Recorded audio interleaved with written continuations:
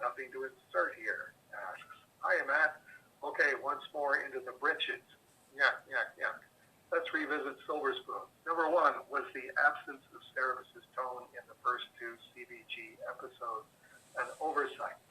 I have forgotten that. Yes, it was.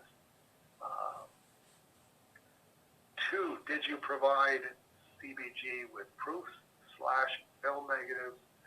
It's pretty obvious there's a tear clear across the bottom third of episode 2 in CBG, but the bi-weekly reprint is fine.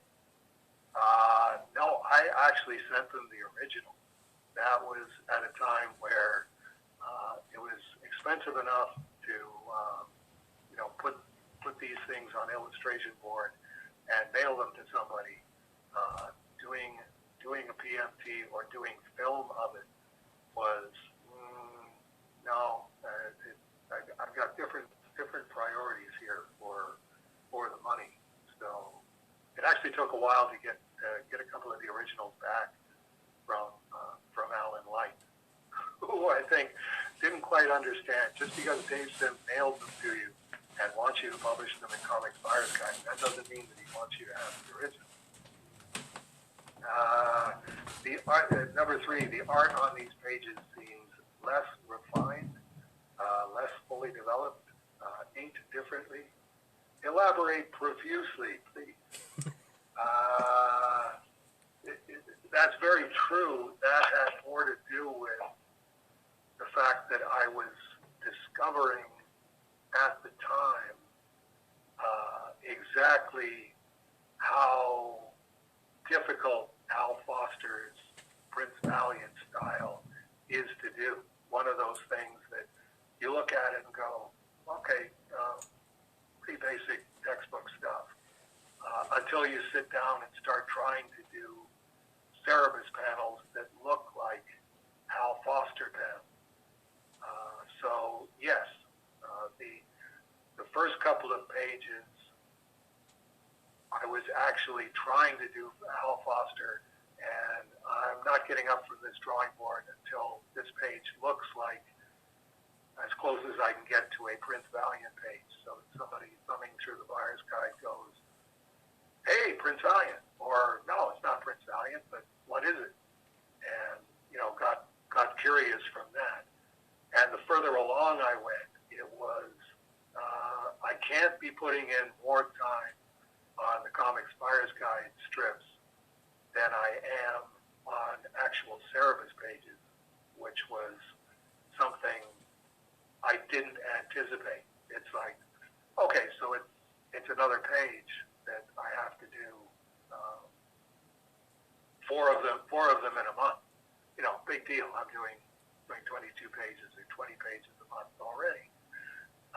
No, you're doing 20 pages, 22 pages of Dave Sim. You're not doing 20 to 22 pages of Al Foster.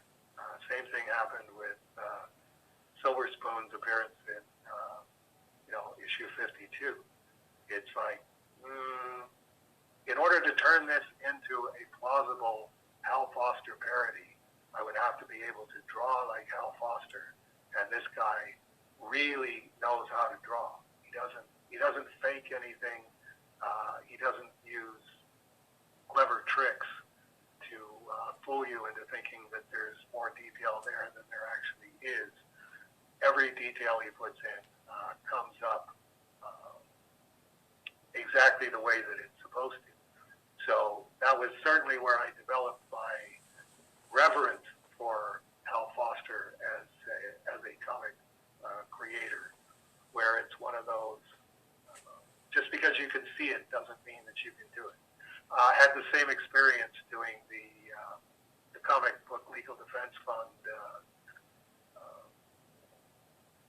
comic book cover, where it was Frank Miller on the front and me on the back, and doing a mock-up of it.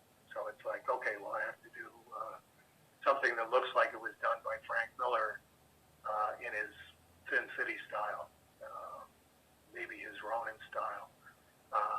How difficult can it be? It's like, well, until you actually start trying to do it, it's like, this lot more complicated than it appears to be. And same sort of deal. It's like I will revisit Frank Miller's Somewhere Up Ahead, as I did with SimCity and the issue after SimCity. But I will be doing it with a lot more reverence. Number 4, the title strip logo.